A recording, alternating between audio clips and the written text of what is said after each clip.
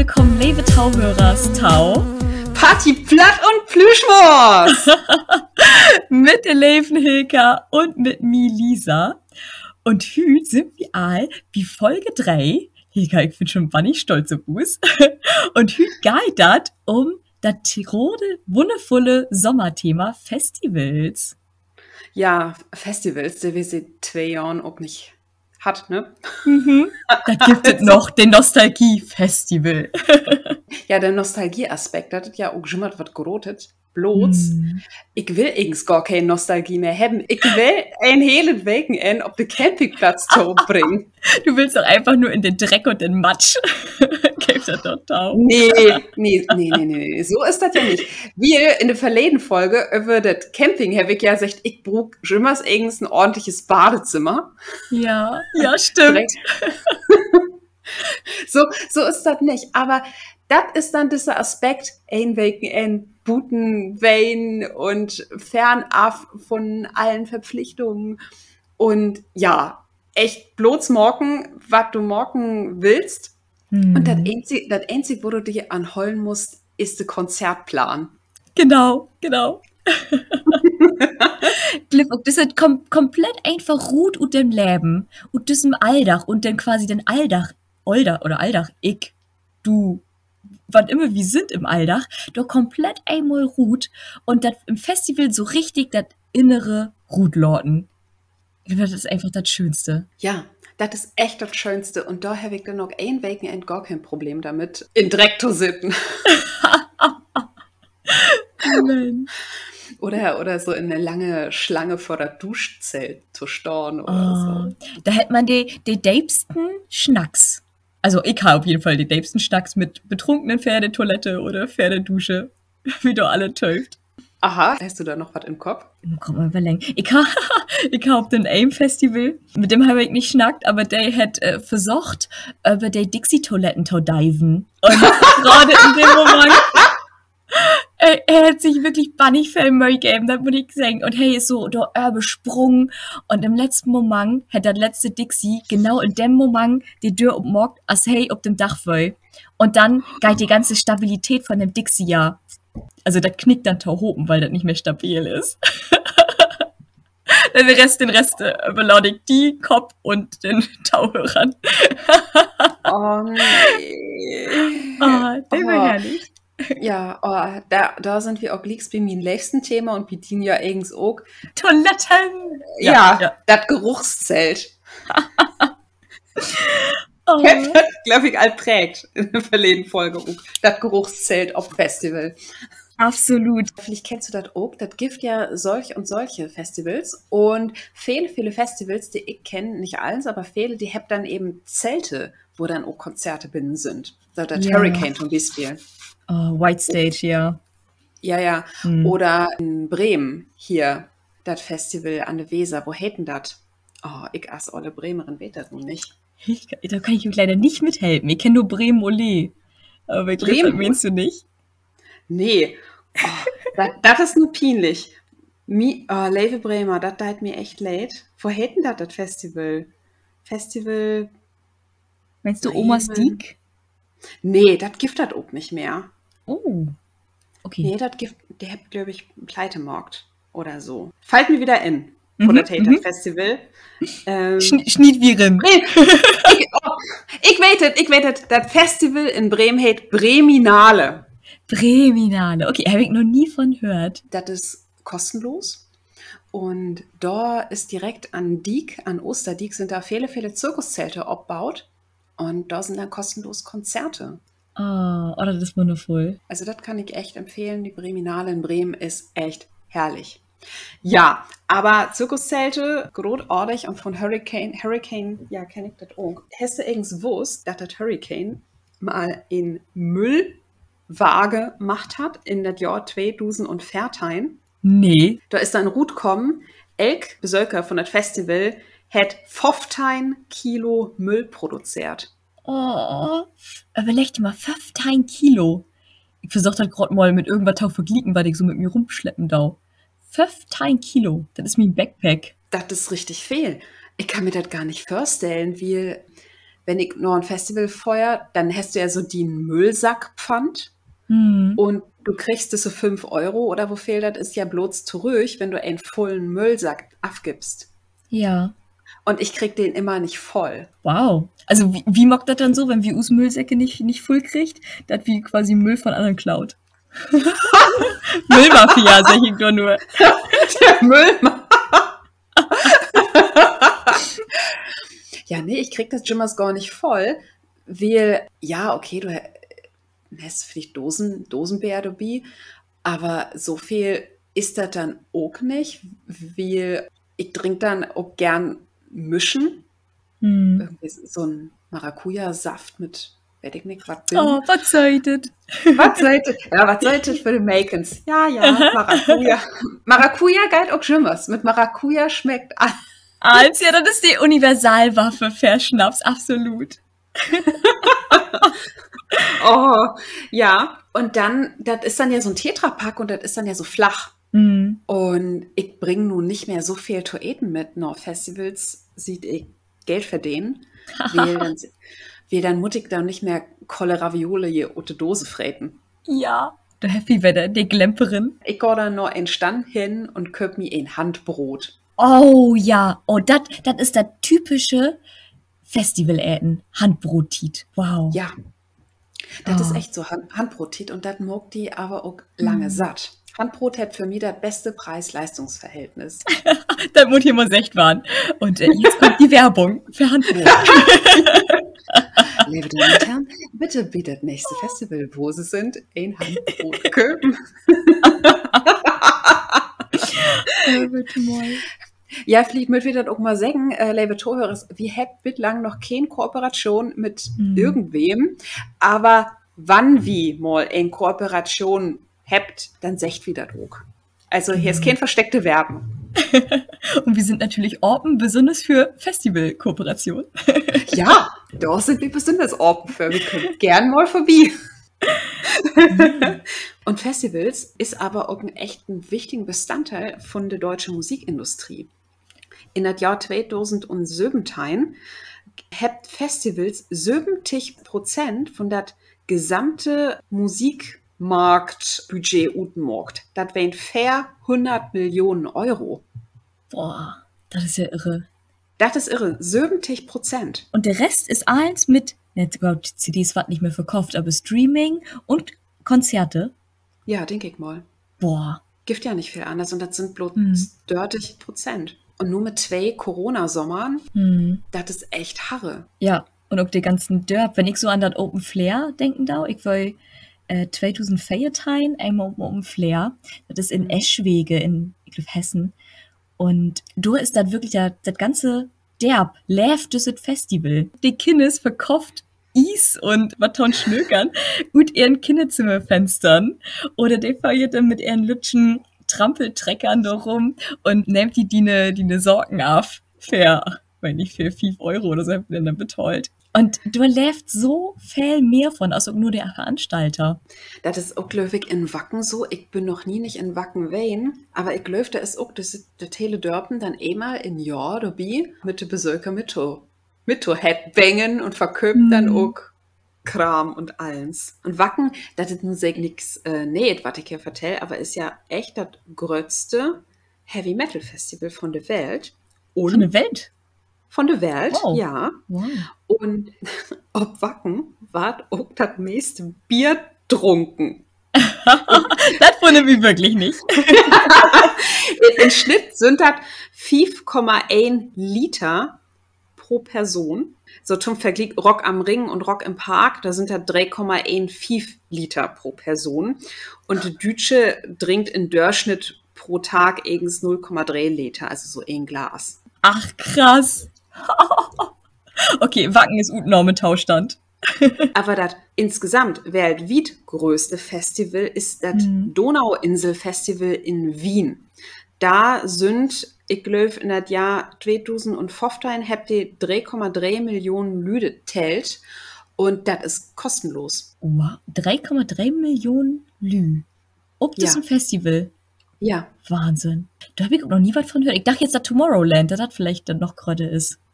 ich glaube, nee, das ist echt das Donauinsel-Festival.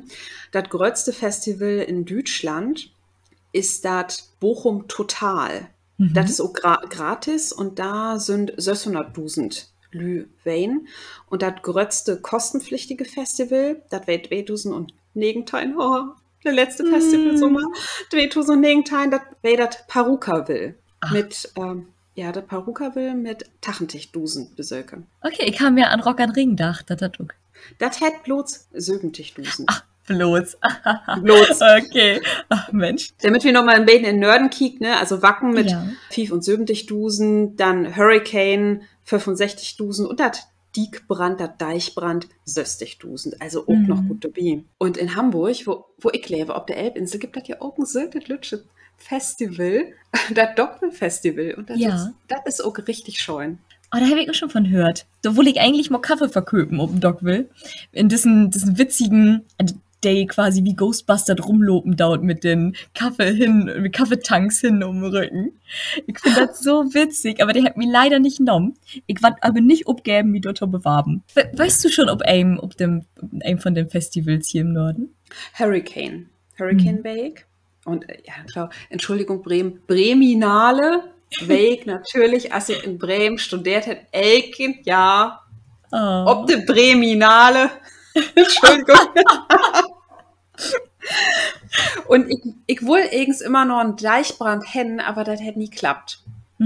Aber ich bin ja ob in Annert Festival gerne Gast.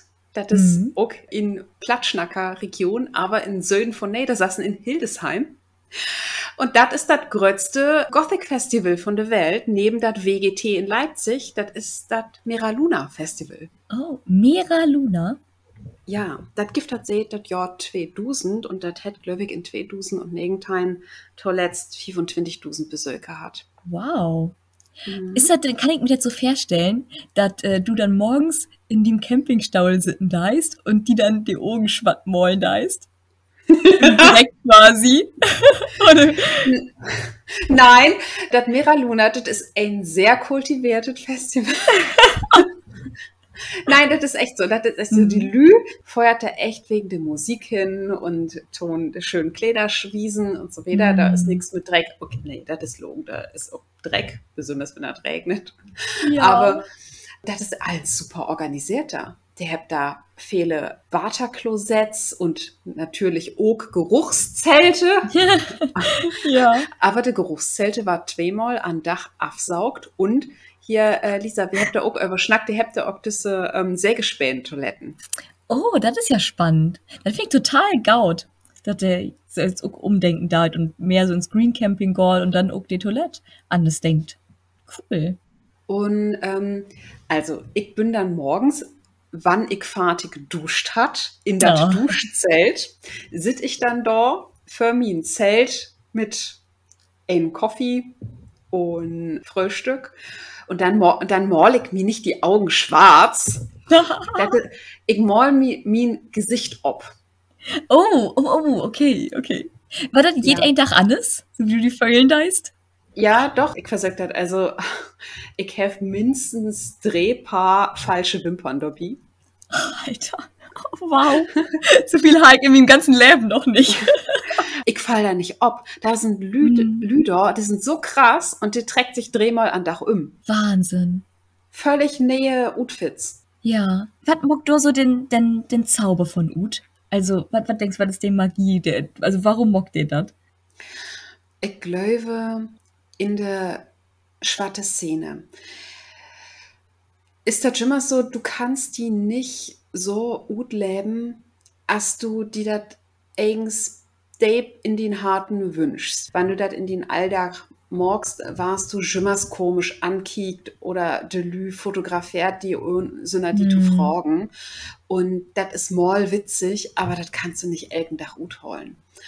Und dann hast du, ob diese Festivals ein, zwei, dreimal im Jahr die Gelegenheit, dann auch wirklich die so zu wiesen, als du die fühlst. Und ein langes Wochenende bist du echt unter Lü, die verstoht. Ja, der Glicks denkt, okay, Ja, und Miraluna, das ist, ich mache so viel Werben dafür, aber ich bin nicht gesponsert. Äh, Lebe FCK Scorpio. Das ist aber ein echt friedliches Festival. Sogar die Security-Lü sind echt nett und hilfsbereit. Und da die helfen. Und die Lü, die sind echt da, um nur die Konzerte hinzugehen. Und wenn du dann so, als ich das vielleicht auch mal gern morgen ein bisschen länger schlob und dann sitze ich da noch so ein bisschen drömelig auf meinem Campingstuhl und ja, glöh dann vielleicht auch für, dann fallst du all negativ ab. Ach, krass. Ja. Krass. Wenn ich mich so überlegen da, so vom Helene Beach, da kenne ich schon welche, die einfach nur um dem Camp versackt sind. Ich glaube, sie haben keine Einbände. Weil Düret Camping, aber ich glaube, die haben auch Leben dort. Gibt es da auch. Und das sind dann auch Schimmers, die Lü, die dann eher Camp direkt im Mang dann so an de Wege hat, oder? Und dem mockt dann Ja. da so ein riesen Partyzelt. Tauschön. Aber das Miraluna ist ja auch eigens ein Lütschet-Festival. So als das WGT auch wenn das die zwei größten Grufti-Festivals von der Welt sind. Und wie habt ihr in Deutschland? Vielleicht denkt wir aber noch mal ein Beten wieder zurück, Lisa. Okay.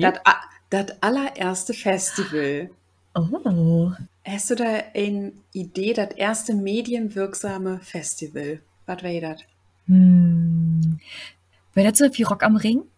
Das ist schon so. Und nee, Werner. Wäre das Werner-Festival? Oh, das wäre schön. Ja, Ja. das Werner-Rennen, da will ich ja übrigens auch noch mal hin. Aber nein, Woodstock. Oh, okay. Ja, Gaut. Ja, okay. Macht Sinn. Woodstock, so ein Baiten Facts am Rande, die habt da eigens 60.000 Lü erwartet. Verköpft habt sie 180.000 Karten. Nein. Und dann sind 1 Million Lü kommen. 1 Million. Ja. So, ob das Gelände Rob schafft, hätte das dann 500.000, aber das langt ja schon was noch. Wahnsinn. Und ich glaube, da sind die Festivals von Dachen Beten Beta organisiert. Ja, ja, absolut. Ja, da kannst du auch nichts mehr morgen mit so ne Welle an Lü. Nee, da kannst du nichts mehr machen. Da kannst du bloß die Toyen auf morgen, dass die Lü Ja. da kommt. Also, nichts anderes morgen. Ich habe aber noch was richtig Scheunes gut gefunden. Das Roskilde Festival in Dänemark. Die spenden alle ihre Gewinne an gemeinnützige Organisationen. Oh, das klingt ein bisschen wie die Fusion. Du hast das auch viel. Bist du einmal auf die Fusion wählen? Nee, ich wohl Jimmers, aber das ist ja Jimmers gut verkörpt, oder? Ja, ich glaube, da muss man sich auch bewerben für Tickets. Oder man muss helfen oder halt was utstellen. Aber das ist große Klasse. Gerade wenn du von den Festivals dann Spenden dauert an was gaut. Ich muss sagen, mit diesen Ständen auf Festivals, da bin ich immer heil affin. Ich war 2013 war ich auf dem Geekbrand. Und ja, vielleicht habe ich ein Band was getrunken. Oder bei der Tit, wo ich noch getrunken habe. Und wie trägt dann diese Greenpeace-Stände oder BUND oder ach, was das alles für Dere und Umwelt geben deit, die trägt mich wirklich wie so ein Magnet an. Und dann wäre ich nur, dann habt die mir halt erstmal eine Greenpeace-Mitgliedschaft verkauft oder auf jeden Fall habe ich dann noch Briefe von denen kriegen. Und ich bin Baumpatin worden. Also ich habe quasi ein Baum im Spessart als Paten gekriegt. Ich habe auch noch die genauen Koordinaten von meinem Baum. Ich würde sagen, ich bin eine sehr schlechte Tante. Ich habe noch nicht Amo besorgt oder irgendwas schickt. Aber ich bin, sie sieht, 2013 bin ich Baumpatin worden. Aber das ist auch so ein Phänomen, das kenne ich auch von Festivals. Sagt wie das mal auf Englisch? Drunk Shopping. Oh, yes. Du hast uns nur den Beleven damit vertellt. Ja, ich kenne das auch. Dass ich dann eigens mit eine Tasche mit Kleidersch hinfeuer und dann folgte ruhig mit noch mehr Kleidersch. Also sind das wie diese wirklich Kleidersch, die du in Köpen deist? Ja, ob des Szenefestivals, ob irgendein Fall, weil ich habe ja sonst nicht so viel die Möglichkeit, richtig mal in den Laden zu gehen. Ja. Und ich kann ja mestenteils bloß Online-Shopping machen mit meinen Szeneklamotten. Ich köpe natürlich auch normale Kleidersch in, aber so diese Szeneklamotten kann ich irgends bloß online shoppen. Da hätte ich auch mein Shopping-Verhollen in Corona nicht ändert. Aber wenn du dann da bist und die Marken sind alle mal da und du kannst dann echt mal so ein Pulli oder ein Kleid in der Hand nehmen und die dann entscheiden, köp ich das oder köp ich das nicht oder ich kann es das auch mal anprobieren. Das geht bloß 1-2 Mal ins Jahr. Ja, okay, dann musst du natürlich tauschlauen. Ja, und wenn du dann aber irgendwas mit Maracuja binden hast, dann sind das Portemonnaie locker. X plus Maracuja. Ja, was soll ich sagen? Schön. Das ist echt schon eins, das ist okay. Oder hast du noch mal irgendwas gekauft, wo dir da dann quasi der Alldags Maracuja-freie Hilker, dann sag ich halt so, boah, wie könntest du nur Vergangenheitshilker? Oh, da muss ich mal überlegen. Ist mir das auf dem Festival mal passiert? Nee, so nicht. Aber was mir mal passiert ist, ich habe ein wunderschönes Kleid gehabt und da habe ich nicht so genau hingekickt, ob der Reißverschluss, ob der in Ordnung ist. Und als ich das dann zu Hause wieder antrocken habe, dann ist der Reißverschluss gut rissen. Nein, okay, Ja. das ist richtig ärgerlich. Das ist ärgerlich, aber sonst ist mir das dann da noch nicht passiert.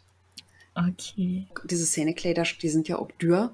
Und dann überlegst du dir dann auch genau, okay, was nehme ich nun mit? Ja, absolut. Oder du hast dann all vorher recherchiert, okay, die Kleiderstücke will ich dann vor Ort mal anprobieren oder so. Wenn du dann so in diesem Modus bist, dann, ja, so, du hast dann den Greenpeace-Mitgliedschaft. Ja. Und Baumpatenschaft, ich möchte auch noch mal kurz betonen. Und ich komme damit in Schmuck nach Hus. Wundervoll. Wenn du so jetzt so mal überlegen wirst, was ist dein allerliebstes Festival? Ist das schon das Mira Luna oder was hast du sonst noch so verlebt? Oh, das ist nicht lieb. Wie Elk-Festival, das ich bitlang besögt hat, hätte so einen eigenen Charakter. Ich glaube, von Dach bin ich nicht mehr so der Typ, der unbedingt nur das Hurricane hin muss. Ich habe da Jimmers genoten, wenn ich da war, aber ich glaube, von Dach mag ich das lieber, wenn das so ein bisschen Lütscher ist, wenn das so ein bisschen übersichtlicher ist. Das heißt aber nicht, dass ich nicht mal genau wacken will. Ja, okay, dann mag ich mich. Wacken, twinnig. No. Zurück zu den Frau. Das gibt Festivals, die so ihren eigenen Charakter haben. Zurück zu der Dockville hier in Hamburg. Das ist so vertövert. Das ist richtig töverhaftig. So in der ollen Industriehoben und ob ein Gelände, das ist so bewassen mit olle Boom und Büsche und so richtig kreativ gestaltet. Und da kannst du die hele Nacht bin rumdrehen. Oh, das ist wundervoll. Das ist richtig schön und da wird viel Elektro spielt, das ist eigens gar nicht so mean. Aber das gibt auch da ein Zirkuszelt, wo dann Hits spielt wird. Aber das passt da mit Elektro, weil das ist so verwutschen, so vertövert. Und so Buten, das passt dann. Da kannst du die dann auch zu drehen lauten und das ist echt schön. Und das Mira Luna, ja, das ist so ein Szenefestival. Klingt gut. Aber was ist denn so dein krassestes Beleifnis, was du mal auf ein Festival hast? Ein krasses. Ja. Was ich habe. Ja.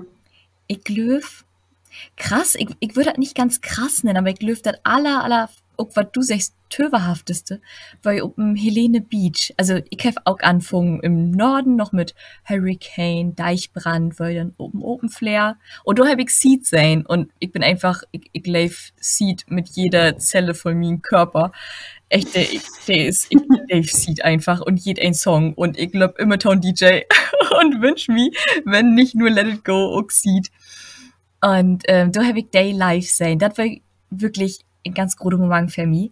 Aber auf dem Helene Beach Festival, sagt ihr das was? Nee, sagt mir nix. Ich denk bloß, ich stell mir die grad vor, wie du da vor der Bühne steigst und so singst, dickes B oben an der Spree. Im Sommer tust du gut und im Winter tut's weh. Mama in Berlin, Stein und Benzin. Du, du, du, du, du, du, du, du, du, du, du. Und ich sing das nicht nur, ich live den Song mit Udruckstanz. Riechst du dann auch in der Luft so ein dickes B? Absolut, absolut. Und das Helene Beach Festival, das ist ein Elektro- und Mainstream-Festival. Und das ist in Frankfurt-Oder, also direkt am an der polnischen Grenze.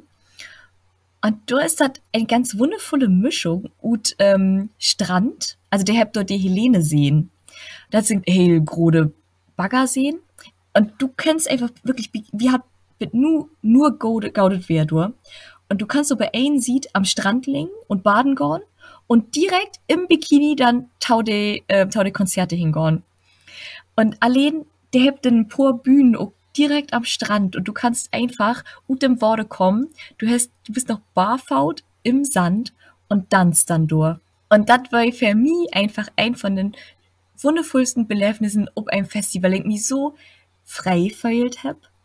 Das war, ja, ich war so im Moment, ich war so im Leben, das ist einfach nur wundervoll. Also, falls ihr Helene Beach Festival noch nicht kennt und wirklich, jetzt ist es wirklich Elektro-Goa, ist so ein Bettendor und Mainstream, kann ich das echt nur empfehlen. Und ansonsten ist in MV, also in Mecklenburg-Vorpommern, ist auch noch ein ganz, ganz lütschet Söltet Festival. Das ist auch genau das, was du auch gesagt hast, Hilka. Ich mach diese Lütschen-Festivals auch ganz gern. Also, ja, Grot ist nett und da kommt dann grob bekannte Bands.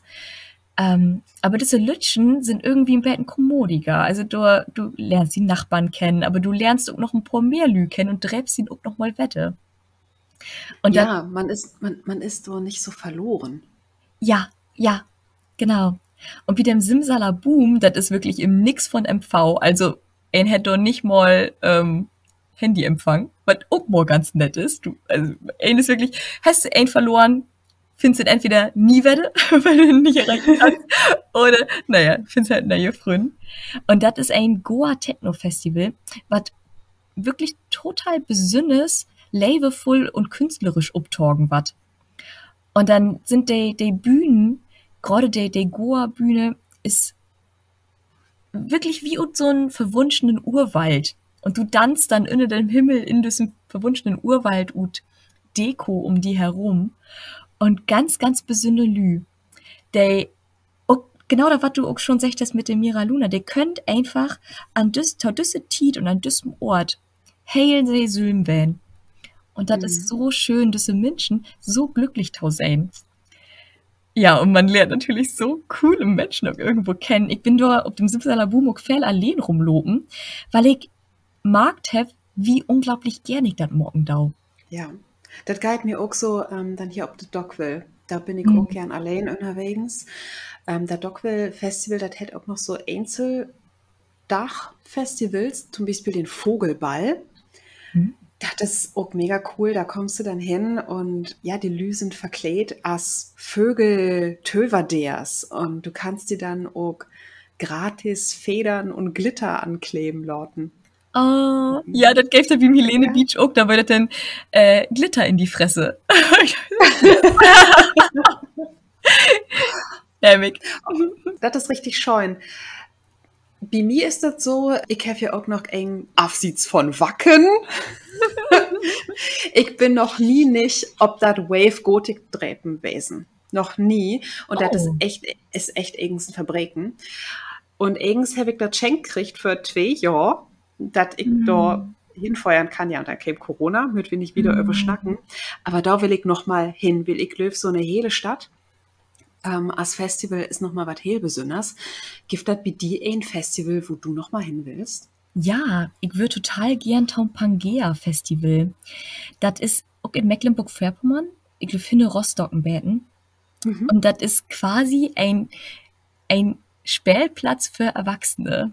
Also da gibt es auch Musik, ja, aber die hat noch unglaublich viele andere Angebote. Also eins, was das Kinder hat im Erwachsenenlief dann sich wünschen kann. Ja, das wäre so Oh. mein Wunsch. Auch neben Wacken, ich möchte unbedingt mal Wacken verleben. Und neben Wacken, was das mein Wunsch wäre, 2022. Oh Gott, so viele Oh Schweine. Mann. Oh je, Lisa, ich glaube, in der Tokom, ja, hab wir echt viel für. Wir Ja, müssen noch absolut. wacken. Ich will mit die Nordatelene Beach Festival. Aha, ich komme mit Ja. ums WGT. Du musst mich noch inkleiden. Oh, das war dann aber ein Videopodcast. Das war ein Vlog. Video. Ja, Ja, da mocht wir. schrieb du das gerne, Leben. Möchte ich auch gern sein. Und was sind so die Festivals, ob die Skischau freien dort? Vielleicht habt ihr ja auch ein Festivals, wo G sagt, oh, Lisa Hilker, da möchte ich mal vorbeikommen. Wir kommen vorbei. Absolut. Als Plattreporter. Ja. Wie kommt als Blattreporter vorbei? Nur habt wir aber so viel über Festivals schnackt, aber noch gar nicht richtig über Musik, Lisa. Schall ich die mal einen Song anstimmen? Möchtest du über Musik schnacken? Ja, ich will nur über Musik schnacken. Wunderbar. Okay. Also, spitz die Ohren, Hilka. 1, 2, 3, 4, 5. All rin in dat Auto. Lord us los. Lord us freuen. Tau den Laden für den Snaps. Der Kerl wollt ein Bäten Gin und Saft, aber ich möchte das nicht. Ich hef noch ein Korde von letzte Weg. Ich mut Dave Storn blieben. Schnacken ist günstig. Ich mach Angela, Pamela, Sandra und Rita. Und asbald ich wette, dat morgen da, was dat noch sollte. Na, kommst du? Das ist Lou Bega. Ah, ja. Mambo, Number 5. Oh. Ich hatte erst gedacht, das ist vielleicht Katy Perry, weil die singt ja auch in ein Lied von Gin and Juice. Ja. Ich dachte, du kommst Ja. am Anfang schon dran mit 1, 2, 3, 4, 5. Ich muss mich ruhig holen, das nicht so fertig lesen. Das ist für mich so ein Schützenfest-Song. Ja, das stimmt. Das stimmt. Aber das läuft auch immer auf den Camping, auf den Camps. Oh ja, das ist so. Oh, aber Schützenfest, darüber möchten wir auch noch mal schnacken. Kommt auch noch mal in eine Folge. Aber erstmal kommst du mit dem Song für me und Donner teast wie denn hier auch noch mal die nächste Folge an. Ja. Ich habe so viel vorbereitet an Lehrern, aber ich habe nur auch was für die, wie mag von Dach was lichtet, wie ich habe Ja. den auch direkt mal gut kriegt, als was lichtet. Du hast dann irgendwann entspannt morgen können. Ja, Gott. Also, wie hebt nicht ewig Tiet?